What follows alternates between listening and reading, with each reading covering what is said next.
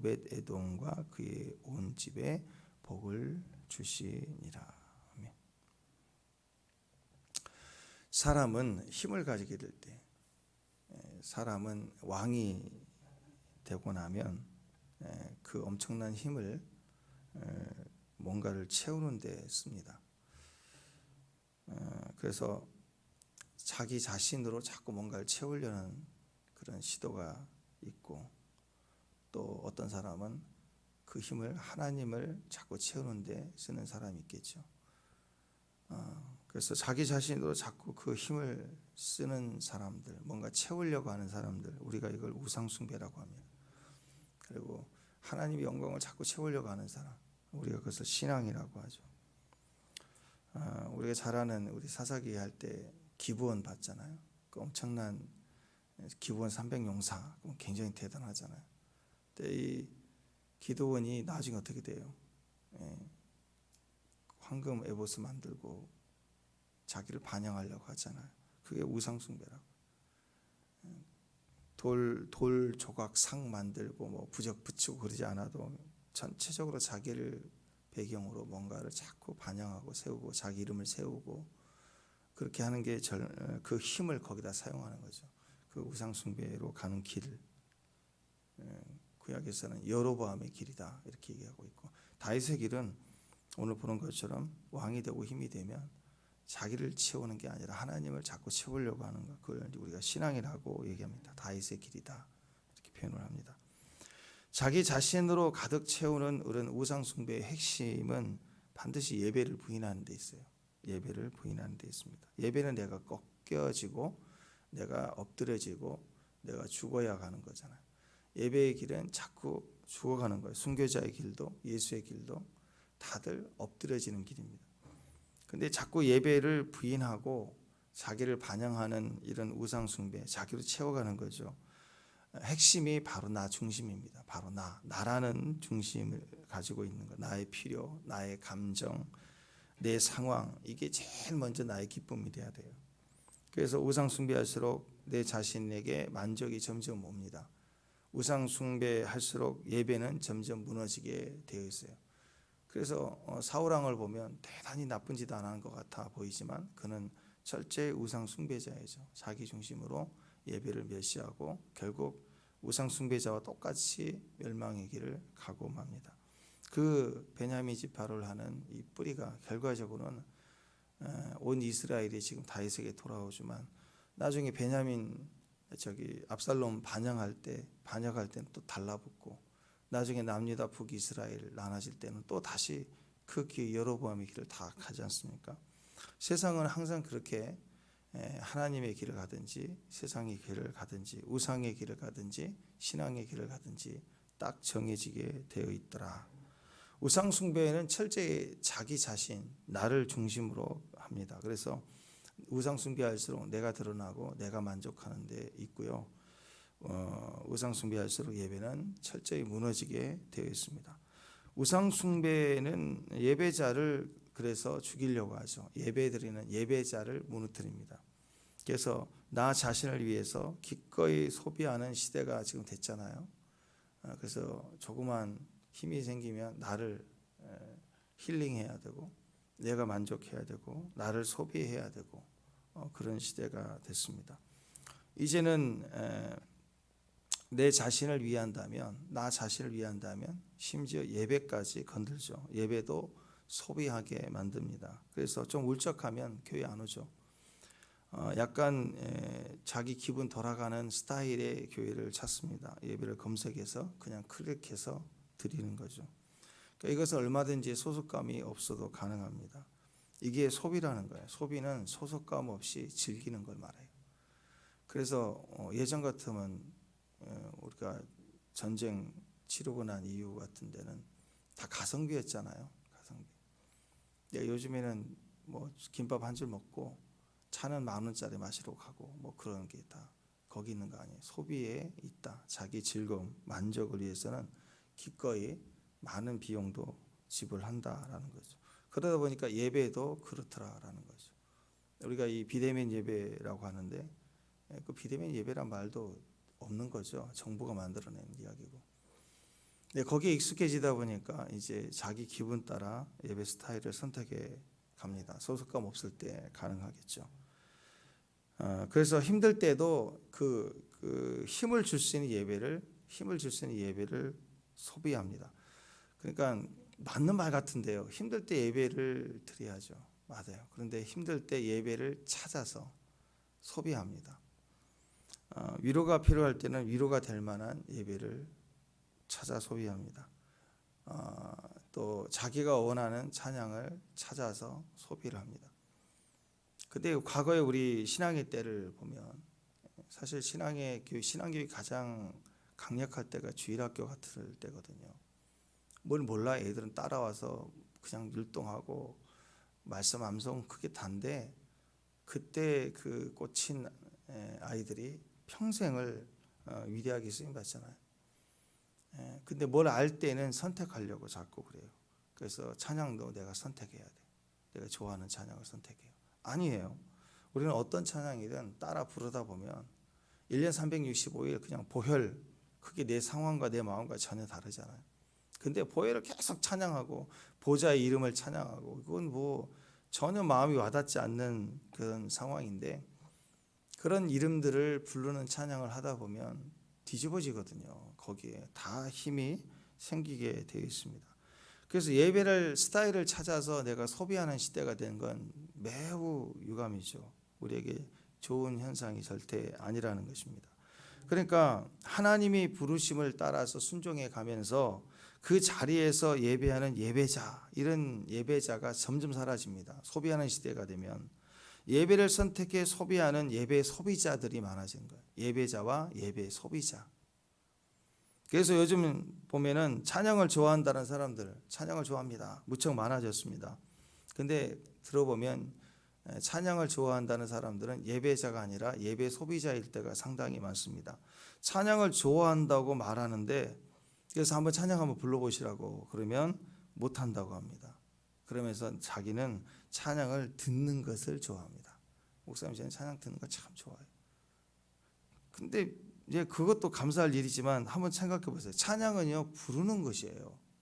원래 찬양은 부르는 것입니다. 잘하든 못하든 내 영이 하나님의 부르심의 자리에서 예언하고 부르는 거예요. 내가 부르고 하나님이 받으시는 게 찬양이에요. 굉장히 놀라운 진리죠. 근데 이 간단한 걸 모를 때가 상당히 많았어요. 내가 부르고 하나님이 받으시는 거예요. 그런데 이 미디어 발달로 인해서 찬양이라는 것은 듣는 것으로 점점 이렇게 바뀌어 버렸습니다. 미디어 발달로 찬양을 내 돈 내놓고 소비하는 예배 소비자들만이 많아져 버렸어요. 그래서 유명한 가수들이 CCM 가수들이 찬양을 한다 그러면 콘서트에 가야 되고 돈을 내야 되고 그리고 듣는데 익숙해지게 만들었어요. 예배가 어느 순간 돈을 내게 되어 있더라라는 거죠. 아닙니다. 원래 찬양은요 내가 부르고 하나님이 받으시는 거예요. 하나님 들으시는 거예요. 찬양은 우리가 부르는 것이고 찬양을 듣는 것은 하나님이 주로 하세요. 사실 우리가 찬양을 듣는 것도 같이 부르기 한 거 아닌가요? 그렇죠?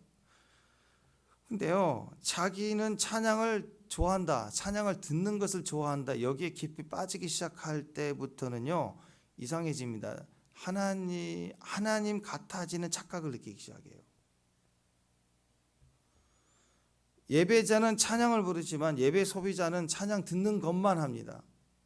그래서 찬양을 판단하고 악기 세션이 어떤가를 자꾸 확인하려고 하고 그 요리 경향대회나 무슨 오디션 경향대회에 심판자가 심판관처럼 자기가 그걸 자꾸 불러보지도 못한 사람이 자꾸 판단을 하려고 그래요. 이건 이렇다, 엘토가 틀렸다, 가사가 틀렸다. 왜 그럴까요? 점점 이 선악과의 위치에 올라가기 때문에 그렇습니다.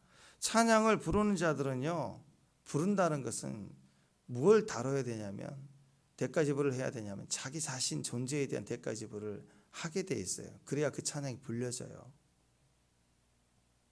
그래서 찬양을 할수록 사람은 변화되게 되어 있고 찬양할수록 자기 존재를 무너뜨리고 하나님을 인정하는 방향으로 가게 되어 있습니다.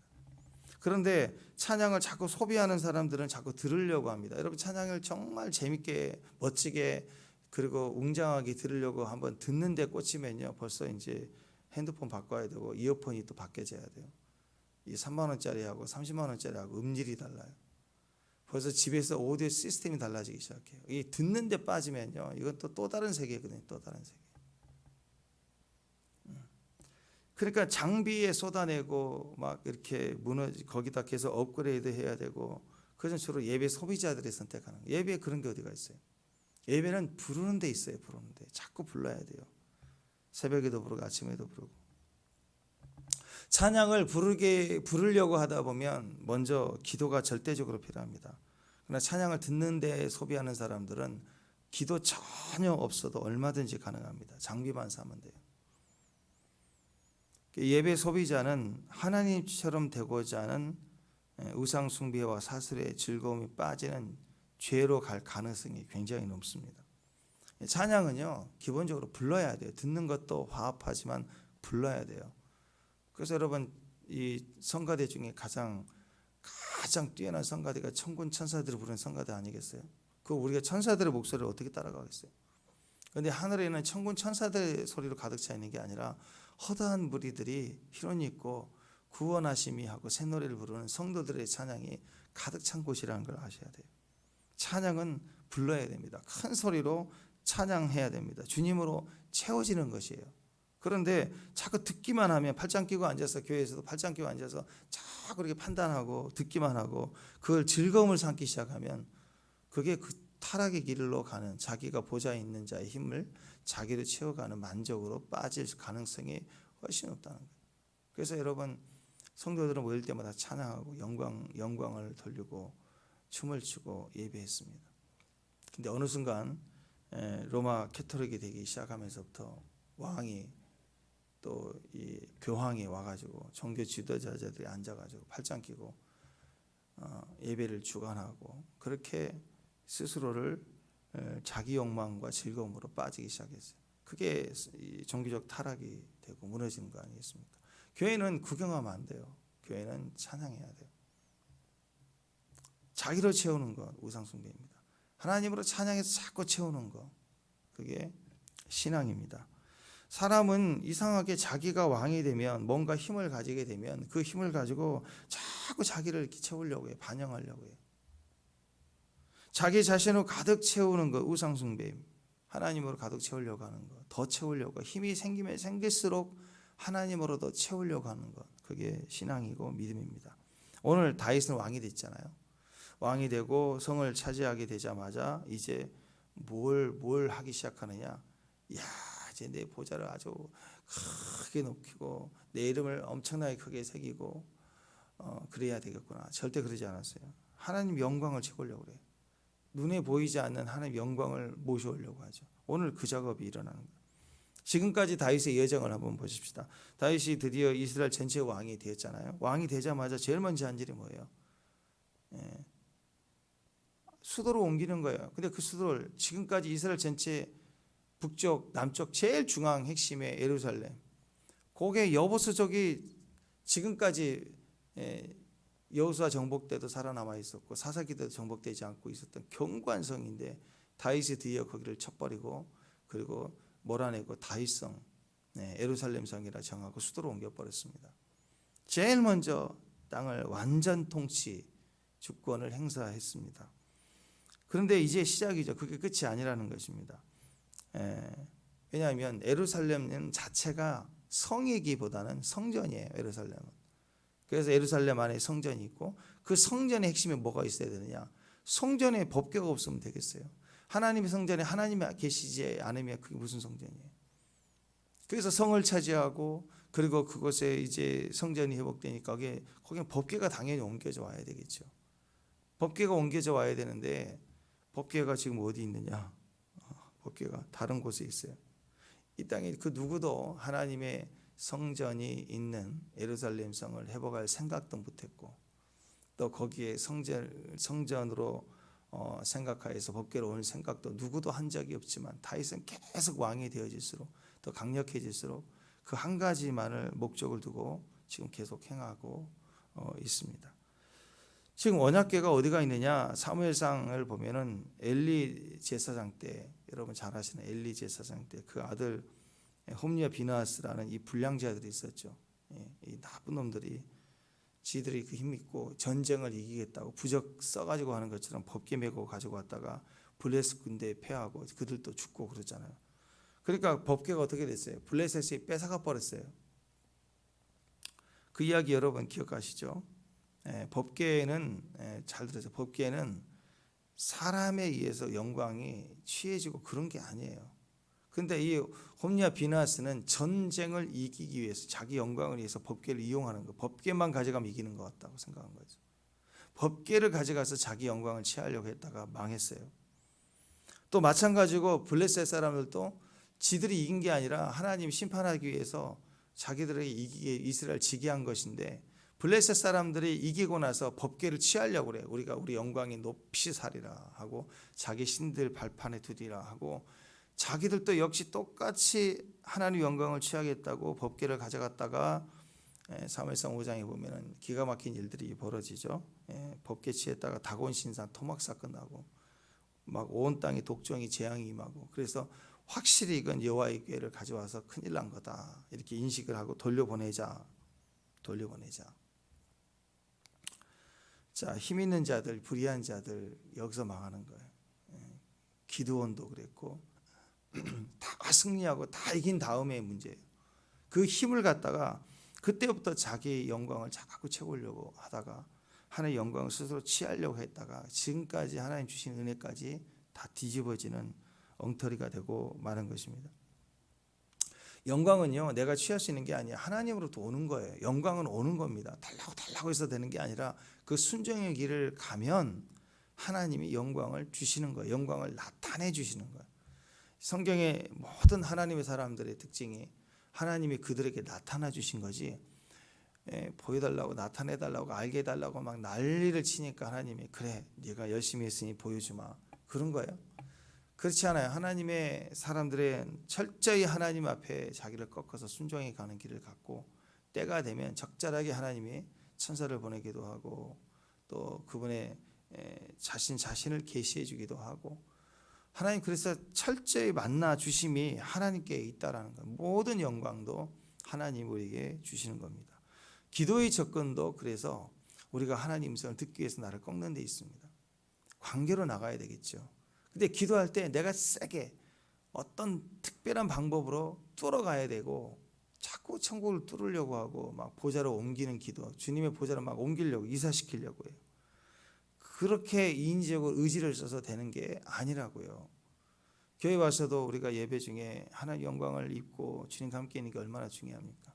그렇다고 해서 주여 오세요를 계속 외칠 게 아니라 이미 두세 사람이 모인 곳에 계심을 믿고 그분의 음성을 듣고 내가 알 수 있는, 내가 분명히 인식하고 있는 거기 안에서의 통치가 필요해요. 엎드려 꺾이고 회개하고 돌이키고 해야 될 일을 하는 거, 거기에서 영광을 보게 되는 것입니다.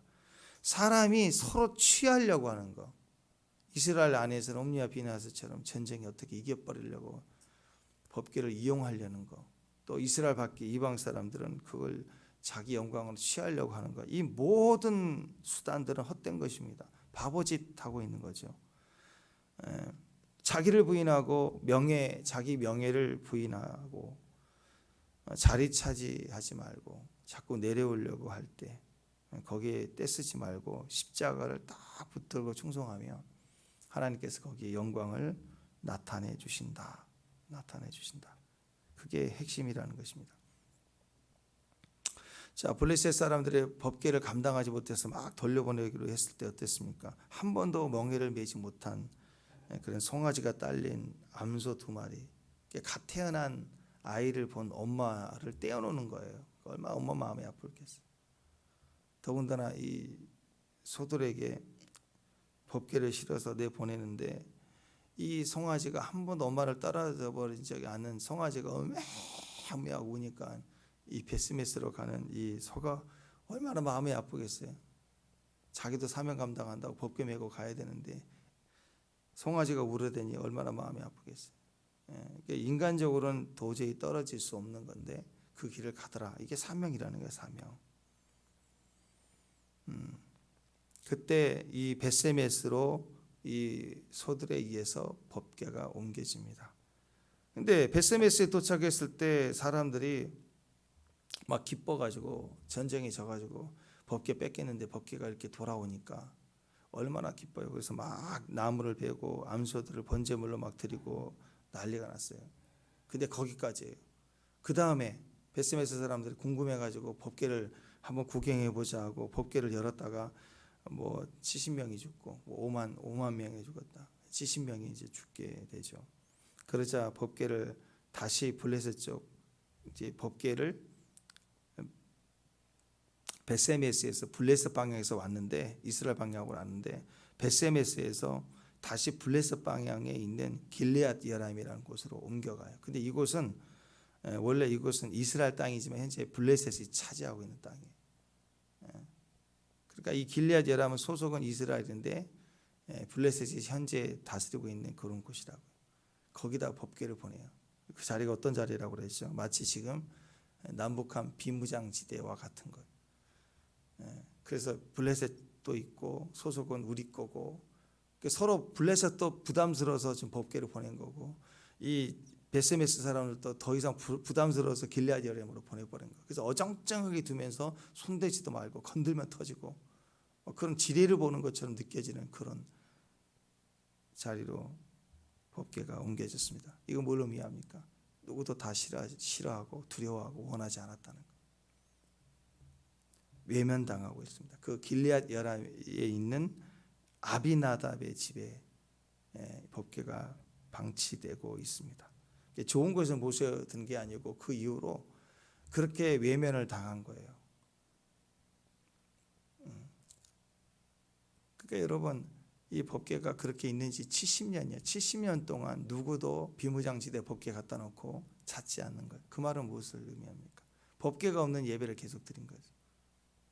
가짜 예배겠죠. 그잖아요. 하나님 향한 마음 없이 예배를 계속 드렸다. 그것은 종교행위지 그게 무슨 예배가 되겠어요. 거기에 제일 마음이 아파했던 사람이 누구냐? 다윗이죠. 그래서 사울은 자기가 왕이 된 이후로도 그 법궤를 계속 방치해 둔 거예요. 찾으려는 마음이 없어요. 자기 보좌만 높이는 데 더 마음이 있었지. 드디어 다윗이 왕이 되고 나서 그 법궤를 찾아오는 장면이 오늘입니다. 그러니까 얼마나 감격스럽겠어요. 이 법궤를 찾아가는 그 긴 시간이 70년이나 지났는데 블레셋은 당연히 찾아갈 마음이 없죠. 찾아가면 또 재앙인데. 그런 이스라엘은 찾아가야 되죠. 근데 방치해둔 지 70년에 드디어 성전을 회복하고 예루살렘 성을 회복하고 다윗이 이제 드디어 법궤를 찾아오려고 오늘 출발했어요. 70년 만에 출발했습니다. 법궤가 외면당하고 있는 곳, 딱 영적으로 보면 사람 살 곳이 아니다. 왜? 두렵잖아요. 양쪽도 세상도 두려워하고 또 이스라엘도 두려워하는 그런 곳이잖아요. 그렇게 취급당하고 있는 것, 하나님이 외면당하고 있는 곳에 드디어 다윗이 출발합니다.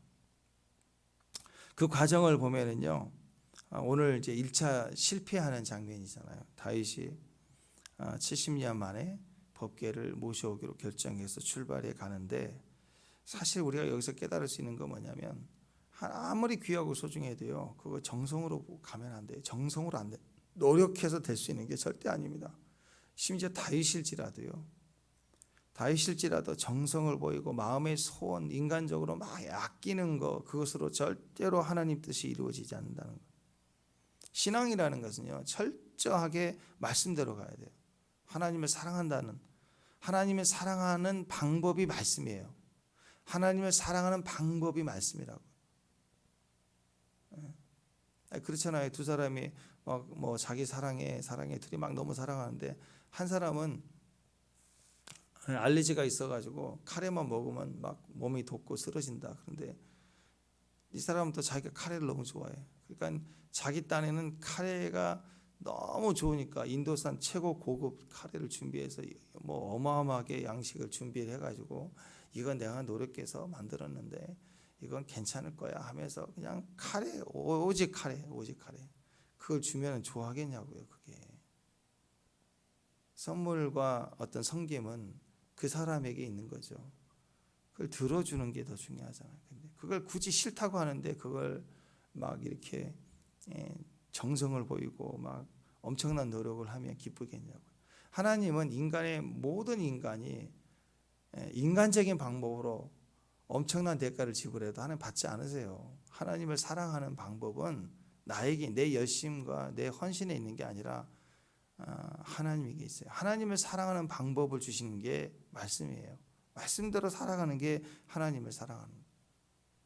너희가 나를 사랑하면 내 말을 들을 것이다 그랬잖아요. 내 음성을 들으면 사랑할 것이고 아버지도 함께하여 거처를 함께하리라. 임재가 있게 된다는 거죠. 신앙이라고 하는 것은 그래서 말씀대로 가는 게 제일 중요해요.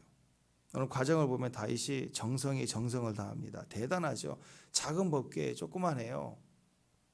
사실 두 사람이 들을 만하고요. 혼자는 들을 수 없으니까. 법궤는 만져서는 안 되니까. 그래서 법궤 양쪽 가마같이 생긴데 고리를 끼워서 네 사람이 매게 돼 있는데 사실 힘으로 따지면 두 사람 앞에 딱 매면 뭐 괜찮습니다. 거기 사람이 들어가 있는 것도 아니고. 근데 네 사람 정도 가면 돼요. 또 중간에 또 힘들다 그러면 또 교대할 사람 정도. 고아자손 몇 명 이렇게 가면 될 일인데 오늘 다윗이 3만 명을 동원해. 그것도 군대 최정예 뽑은 자 3만 명을 동원합니다. 그러니까 요즘 말로 이게 영끌이죠. 영끌. 영혼까지 끌어서 지극정성으로 출발하는 3만 명이 행진하기 시작해. 그것도 잘 옮겨오려고 수레를 새로 만들었어요. 새 수레를 만들었습니다. 요즘식으로 얘기하면 리무진이죠. 리무진급으로 새 차를 뽑은 거예요. 그래서 원래는 고아자손이 법궤를 메고 옮겨야만 했었죠. 그러니까 4명, 뭐 많으면 뭐 10명 뭐 이 정도 해서 번갈아 가면서 이렇게 메고 오면 된다. 그런 생각인데 법궤로 옮길 그 새 수레를 특수 제작해 가지고 만들었다는 것은 굉장한 정성이죠. 수레만 만들었겠어요? 수레 위에 막 이것저것 붙이고 막 거기다가 막 뭐 BMW 같은 것도 새기고 막 그랬을 거 아니에요. 엄청난 정성을 보였고 또 퍼레이드 할 때 음악이 빠질 수 없잖아요. 행진하는데 음악이 빠져서 엄청난 악기들을 연주하면서 법궤를 옮겨옵니다. 정성으로 보면 부족한 게 하나도 없어요. 사무엘 오늘 그 5절 말씀 보세요. 5절 말씀 있습니다. 시작.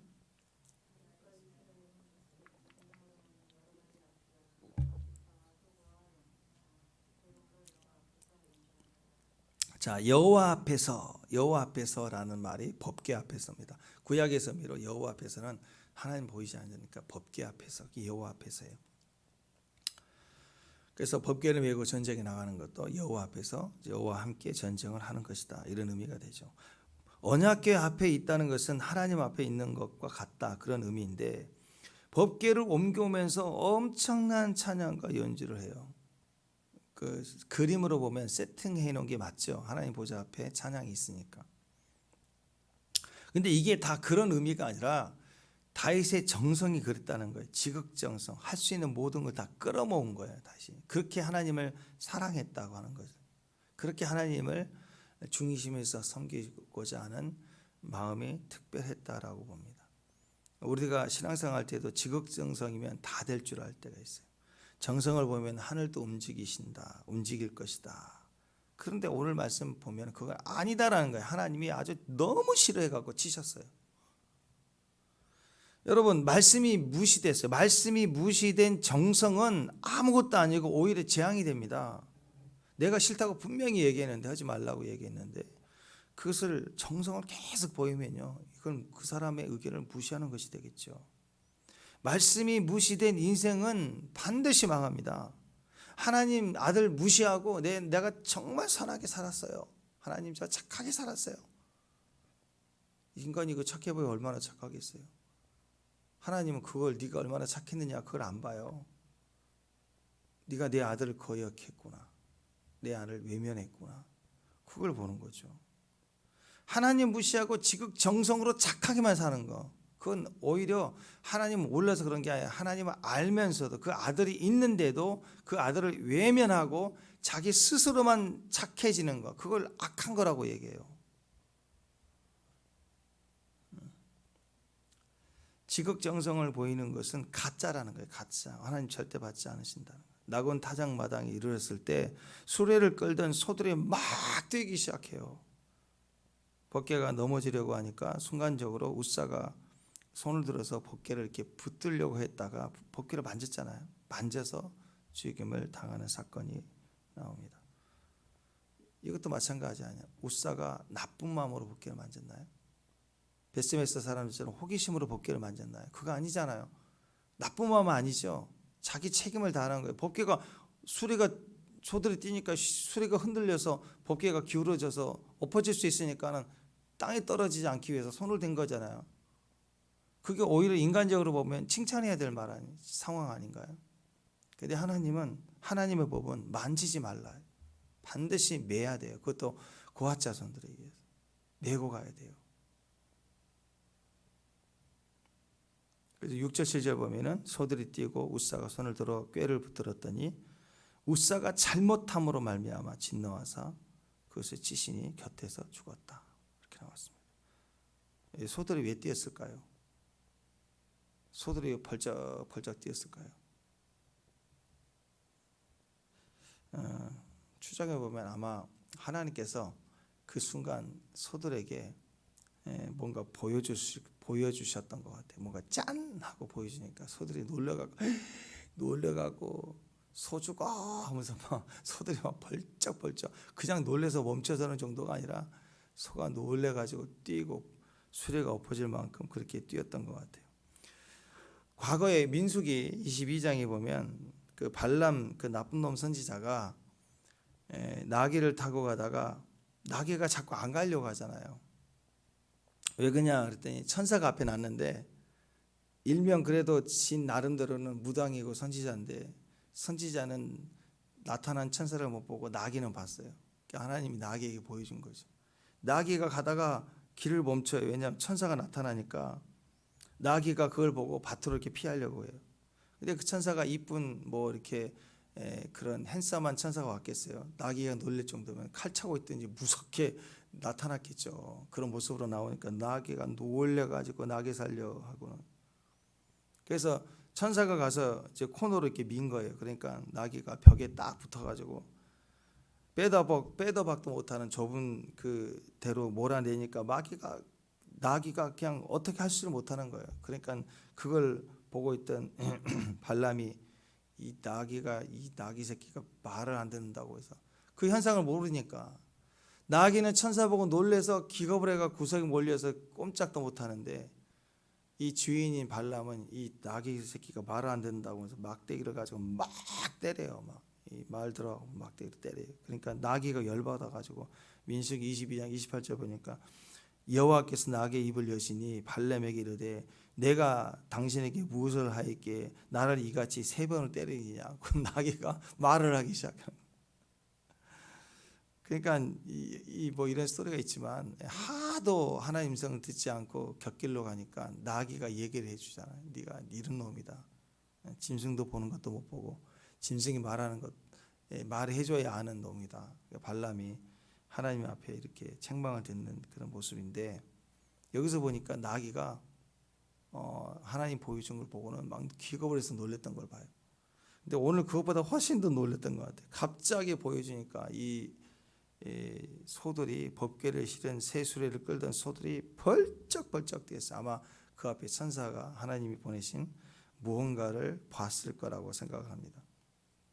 원래 고핫 자손이 법궤 매야 되고 손을 절대 대서는 안 되는 거죠. 그래서 고리를 끼워서 메고 가야 되는 게 맞는데 그런데 갑자기 소들이 뛰고 수레가 넘어질 뻔하면서 법궤가 밀려오니까 웃사가 순간적으로 그 법궤를 손을 댔습니다. 그랬더니 죽임을 당하죠. 8절에 보니까 여호와께서 웃사를 치심으로 다윗이 분하여 그것을 베레스 웃사라고 부르니 그 이름을 오늘까지 있더라. 여기 보니까요 하나님 치셨다 그래서 치셨다. 무너뜨려도 파괴하다. 직접 치신 거예요. 이게 파라치예요. 파라치. 이 파라치라는 단어가 굉장히 중요한 단어입니다. 여러분 기도할 때 하나님이 손대시는 일들이 일어나길 바랍니다. 아멘. 어떤 상황이든 엎드려 기도하면 하나님 손이 나타나서 불법을 탁 치시고 대적을 치시는 그런 파라치 여호와 파라치 중보의 강력한 역사가 있기를 바랍니다. 자, 그런데 베레스 우사라고 했어요. 베레스라는 단어는 갑작스럽게 어떤 공격이나 재난이 임하는 거예요. 그래서 위반했다. 그래서 하나님이 갑자기 치셨다. 이게 이제 베레스 우사라는 뜻입니다. 그래서 우사를 갑자기 치셨다. 우사가 갑자기 위반했다. 하나님 앞에 위반해서 하나님이 갑자기 우사를 쳤다. 베레스 우사. 자, 그래서 우사가 여기서 죽게 되니까 다윗의 표정을 보자고요. 다윗의 모습을 보자고요. 다윗이 어땠나요? 오늘 뭐라고 표현하고 있습니까? 8절 보니까 우사를 치심으로 다윗이 어떻게 됐어요? 분하였다. 이 분하다. 하라라는 단어가 어떤 뜻이냐면 단순히 어떤 마음이 괘씸한 마음이 생기거나 섭섭한 감정을 가지는 정도를 말하는 게 아니고요. 그보다 훨씬 더 큰 거예요. 그러니까 원래 원어적 뜻은 심히 뜨거워져 가지고 온몸과 심장이 타버릴 듯한 분노라는 거예요. 이해가 좀 되시나요? 다윗이 하나님의 법궤로 옮겨놓은 자리에서 우사가 죽은 걸로 인해서 어떤 마음을 가졌냐면 막 극렬한 분노가 터진 거예요. 분노. 이게 좋게 보이나요? 부정적으로 보이나요? 잘못된 거죠. 자, 그럼 생각해 봅시다. 무엇 때문에 다윗이 분노했을까요? 보통 같으면 어떻게 해야 돼요? 상식적이면 아이고 하나님 뭐가 잘못됐습니까? 말씀해 주세요. 이렇게 해야 되잖아요. 왜 그럴까? 왜 이렇게 분노했을까? 여러분, 하나님이 일을 하면서 하나님의 방법으로 가지 않고 인간적 방법을 할 때는요, 자꾸 분노하게 돼 있어요. 더군다나 자기 것을 막 전부 끌어모아서 영혼까지 끌어모아서 쏟아내면서 정성을 보인 일을 누가 망치거나 일이 진행되지 않을 때는 인간이 상상할 수 없는 분노가 일어납니다. 왜냐하면 다 쏟아냈거든요. 다 쏟았는데 그게 인간이에요. 그러니까 오늘 이제 이 과정을 자세히 보면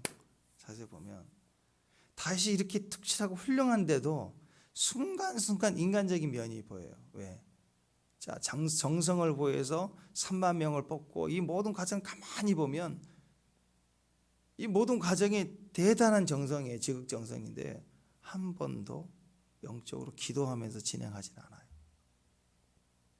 이 순간에도 엎드려서 주여 우리가 무슨 잘못이 있습니까? 말씀해 주세요. 그렇게 해야 되는데 분노하고 나서 그냥 돋버리고 가버려요. 자, 3만 명의 최정예 부대를 조직하고 새로운 리무진을 제작해서 온 나라 백성들이 다 보고 있어요. 3만 명이 아닙니다. 온 나라 백성들이 다 보고 있어요. 그렇잖아요. 여기 한 1,000명이 막 이제 행진을 한다 그래도 뭐야 구경할 텐데 온 이스라엘 땅 이것도 예루살렘의 모든 백성들이 다 알아요. 법궤를 모셔온다. 오늘 그날이다. 다 기대하고 이스라엘 백성들에게서 법궤는 특별한 의미가 있잖아요.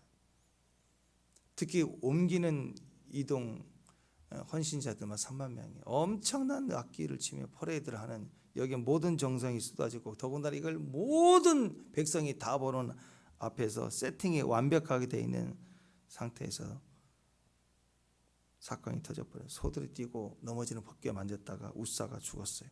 이 엄청난 잔치와 축제와 승리의 퍼레이드 절정에 이르렀을 때 갑자기 사람이 죽는 사건이 터집니다. 하나님 그걸 치신 거예요. 일명 행사 차원에서 보면 개망신 당한 거죠. 혹시 그 잘못되면 야 다윗이 잘못했구나. 저 하나님 버리신 사람인가? 이런 여론이 될 수도 있는.